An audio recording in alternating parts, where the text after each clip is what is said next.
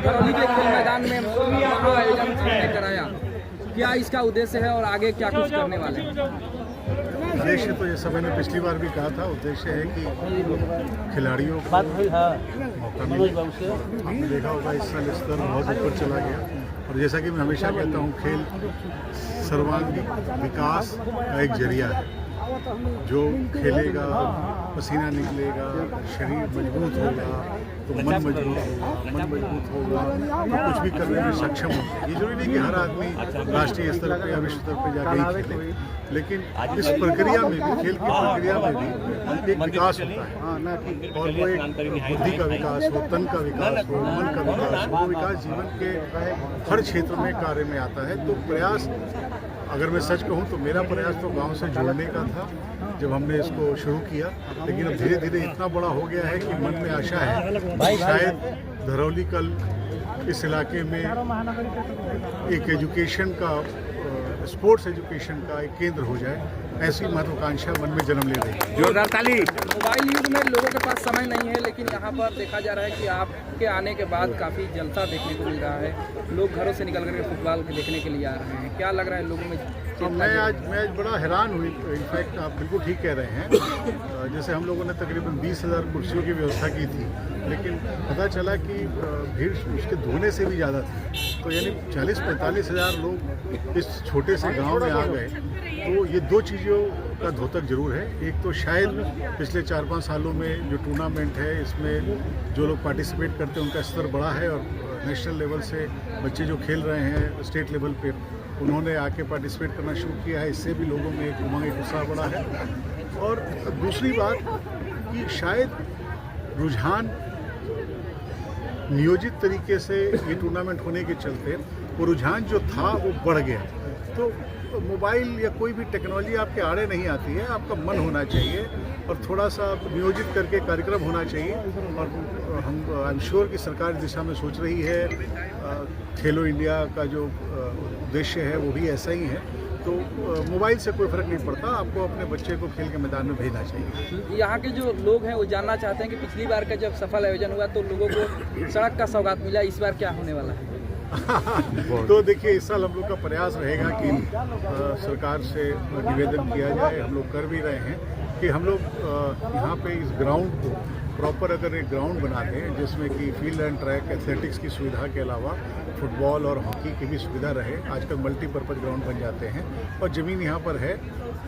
कई दशकों पहले हमारे पूर्वजों ने, गांव के पूर्वजों ने ये ज़मीन यहाँ पे जोगीर बाबा के स्थान के रूप में छोड़ दी थी, जहाँ पिछले 50 सालों से तो या 45 सालों से तो मैं देख रहा हूँ कि फुटबॉल का मैच होता है, बच्चे खेलते रहते हैं और हमारे चाचा, काका, दादा सब यहाँ पे फुटबॉल खेले।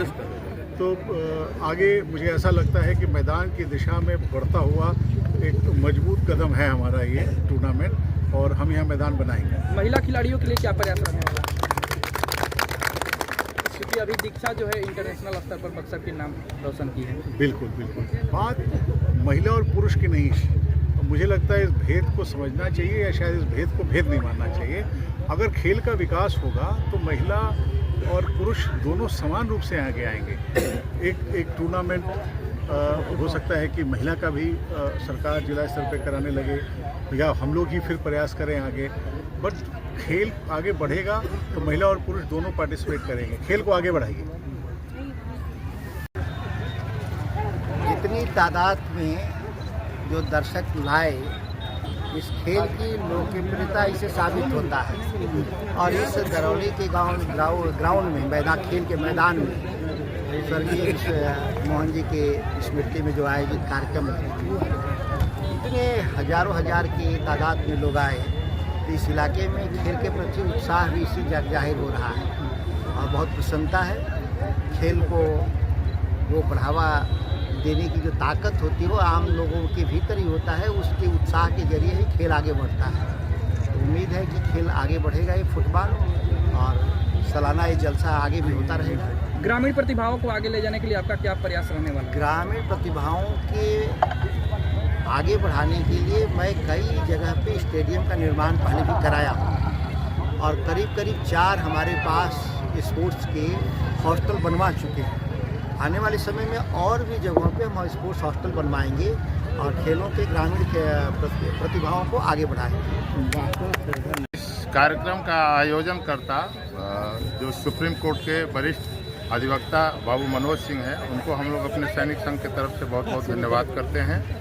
और अपने धरती पर जिस तरीके का उन्होंने आयोजन किया है, इसका कोई वर्णन नहीं किया जा सकता है। इसमें बहुत सारी चीज़ें हैं, हम लोगों ने पॉइंट नोट भी किए हैं और मैं आयोजनकर्ता टीम को बताऊंगा भी, और जो भी है। और सबसे बड़ा चीज़ ये है कि मनोज बाबू जो इस धरती पर कार्य कर रहे हैं, उसके लिए हम अपने पूरे टीम के तरफ से बहुत धन्यवाद करते हैं। और मीडिया के लोग जिस तरीके से इसको प्रसारित किया है, मीडिया के लोग भी बधाई के पात्र हैं।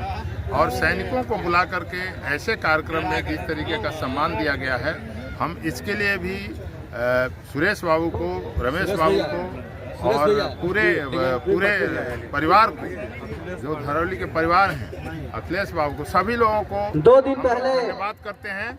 और आशा करते हैं कि ऐसे कार्यक्रम इस धरती पर धरौली के कार्यक्रम होते रहेंगे।